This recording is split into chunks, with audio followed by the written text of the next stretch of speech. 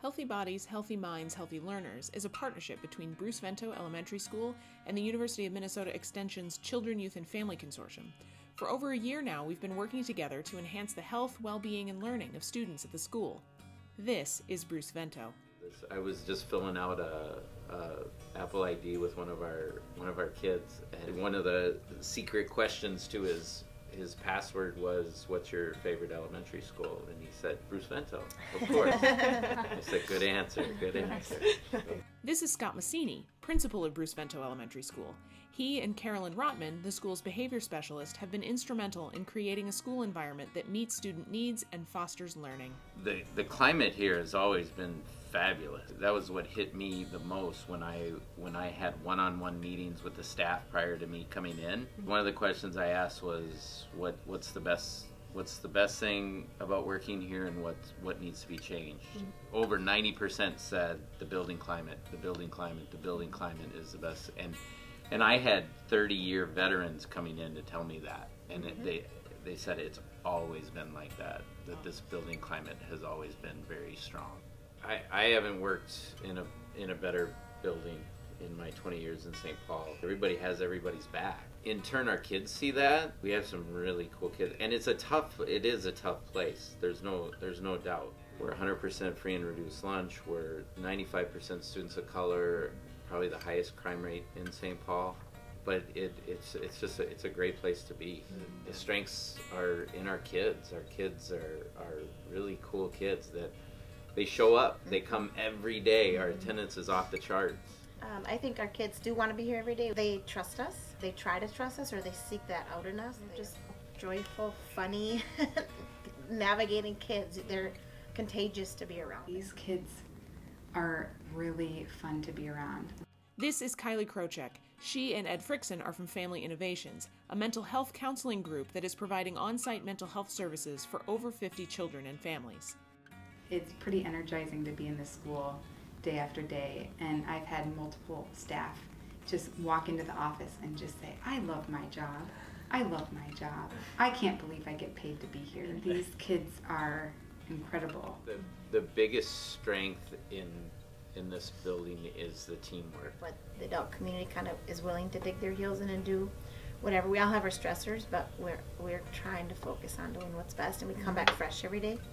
You have someone here to pick you back up at Vento. You felt welcomed as part of the school right from the beginning. Yeah. The staff have been wonderful. The social workers, the school nurses, who have great relationships with the families. There isn't a teacher that hasn't welcomed us to maybe work alongside a kid in the classroom if necessary. The behavioral staff just are wonderful. Anyone from the principal and vice principals to the social workers, if I say, this family has missed a few appointments with me, they've texted a family, they've called them, they've reminded them of appointments when they stop by the school and see them. So it's been really collaborative altogether. It's just a really unique environment. What I saw when I came here, when we closed the Learning Center, where our students were excluded from the general ed setting, our students with some really high traumatic stressors in their lives were in the general ed setting, and we didn't have tools to know how it shows up, when it shows up, and what to do. I think our behavior team has always had those tools, but our staff just having an understanding of when trauma shows up, kids aren't acting out of choice. It's a stressor in their lives that is unpredictable.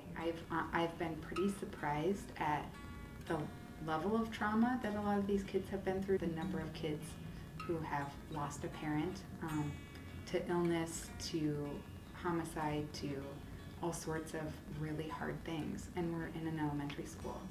But the thing that we've all talked about is that the social workers, Judy Meyer, the administration has been doing a lot of education before we even stepped foot into the school about trauma, about how trauma impacts kids, about how trauma impacts learning.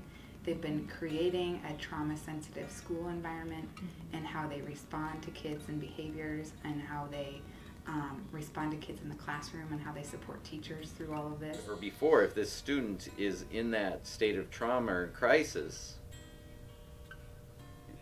he or she is taking down another 10 kids or whatever with them.